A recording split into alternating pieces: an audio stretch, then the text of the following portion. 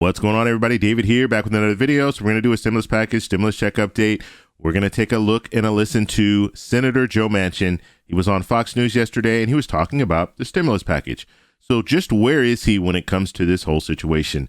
Because we know he carries a lot of power now because he is the moderate Democrat, and because they need all 50 Democrats in the Senate to vote for this stimulus package, he becomes a very key player.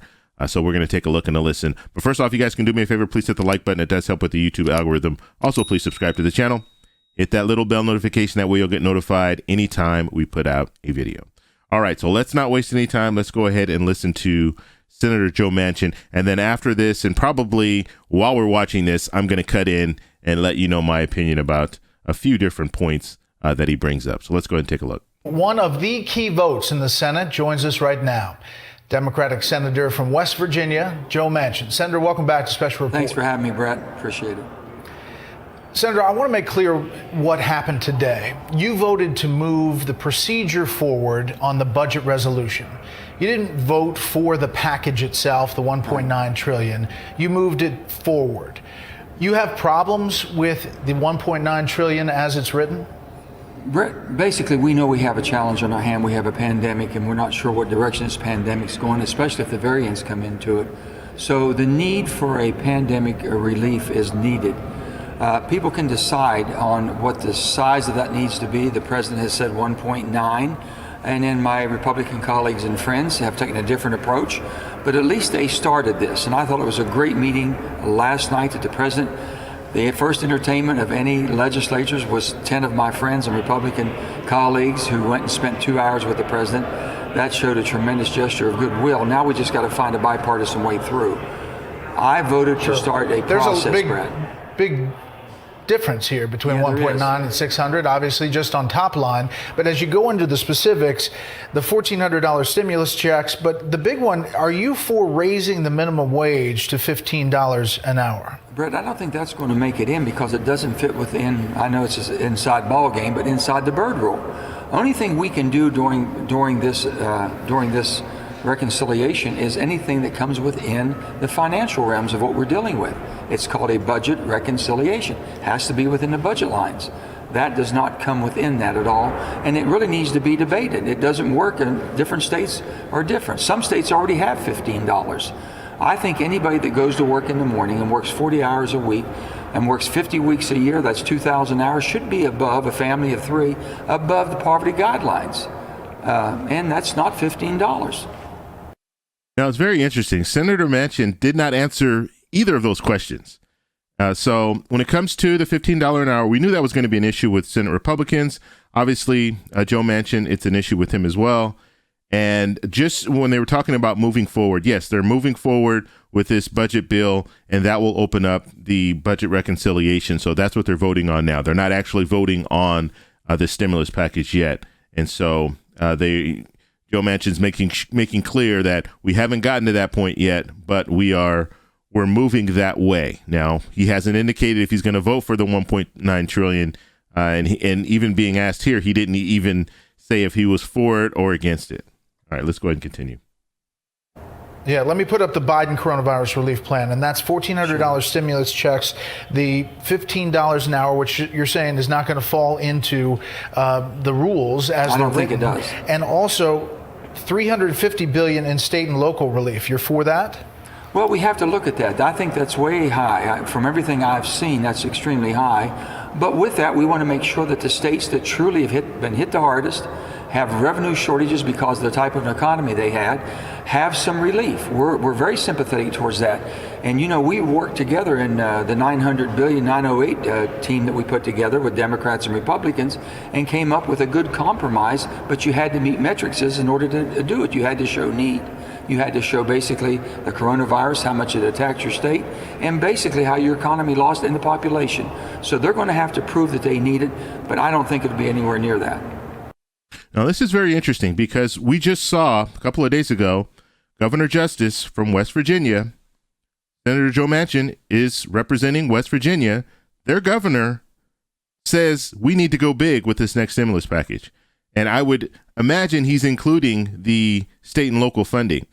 So you have a governor saying that they need money really bad. And then you have the senator from that same state saying, oh, you know what? I think this is too much. I don't think we should be going with this $350 billion. So we'll have to see how that pans out. But you obviously have, there's some conflict there. So we'll see. And Governor Justice, he is a Republican. Joe Manchin is a Democrat. So it's kind of interesting how this is playing out when it comes to the money. And I mean, the state and local funding, you know how I feel about that. We need state and local funding. And they've been asking for this state and local funding for a long time. They had to take it out of the last bill. They need to fund these state and local governments. And we're going to see the results. If they don't fund the state and local governments, we're going to see the results. We're seeing some of it right now. I mean, we're trying to roll this vaccine out, and the state and local governments are the ones that are spearheading this. They're the ones that are funding all of this. So this is not going to play out well if they want to keep pulling from this. If they don't want to do the $350 billion, it's not going to bode well for these states. I mean, they're really going to struggle, and that means the people in those states will struggle, and that means the people working for those states and local governments, they're going to struggle as well. So if they say we're pushing forward with reconciliation, which means not 60, 51 votes, True. Let's say they figure out a way to write it where it all fits under the rules. You're questioning that, but let's say they do, and they come to you and say, Joe, we need that vote, and it's $1.9 trillion. Are you voting for it? Brett, what I have told everybody, and I made it very clear from the President of the United States to all of my colleagues, we're going to make this work in a bipartisan way. My friends on the other side are going to have input, and we're going to do something that we agree on. I'm not going to do it just down the lines of just saying party line vote. It has to make sense. And if it's out of the realm that makes sense and what we've worked on together, we've built too much trust up among each other to allow this to fall apart. So they can count on me to make sure that we do everything to make this bipartisan. So that sounds like a no if they try to blow it down the line. We're not going to blow it down the line. They can't do it down the line. Basically, we've got to be able, for those who are defending their numbers, whatever they may be in whatever category, they have to show where it comes from, the sources, and where the need is. We have to look at basically how much we've already spent in those arenas. There's a lot of money that's gone out the door, and we all know that. I wish we would have been able to sit down and work through a bipartisan way. They all knew that. They knew where I stood, but I wasn't going to stand and not allow us to go down a pathway. And they're going back in history, Brett. In 2009, they said I wasn't here. They tried to work on the Affordable Care Act. They worked for 8 or 9 months negotiating, and then it all fell apart. We really don't have that amount of time.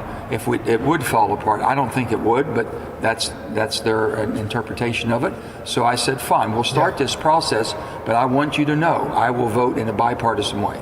So there's the main part of Senator Joe Manchin's interview right there, and he's not being clear. The interviewer was not able to pin him into a situation where he's going to answer that question about is he going to vote for the $1.9 trillion or not.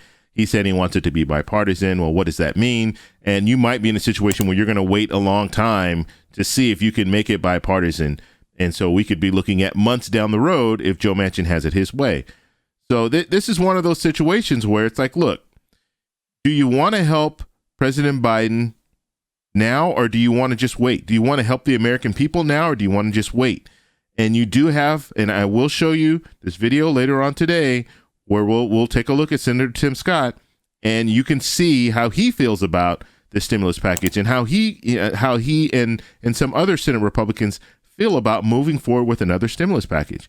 And so it's amazing to me that Joe Manchin is kind of he doesn't want to say he wants to go either way. He's going to play on the fence for right now to see if he can get more power, I guess, maybe bring more bacon. Like I said, I think this is all coming down to bringing home bacon to West Virginia. He wants to bring something back when it comes to the infrastructure bill. So that recovery bill, right now we're in the rescue bill, but the recovery bill that's going to come after this, that's where he really wants to be able to say, okay, well, look, I went along with this rescue plan, this rescue bill. Now you need to help us out in West Virginia when it comes to infrastructure. So that's where I think he's trying to go when it comes down to it. But he is not being clear, that's for sure, when it comes to how he wants to vote. And what does bipartisan mean? That's my question. What does bipartisan mean? If you get 2 Senate Republicans on board, is that bipartisan? If you get 10 Senate Republicans on board, you don't even need this budget reconciliation. Is that where you want to go? That's what we need to find out. I want to know what you guys think. What do you guys think about Joe Manchin kind of being indecisive when it comes to the next stimulus package? Let me know down below. If you like this video, please give me a thumbs up. Please subscribe for more, and I'll talk to you in the next one. Bye.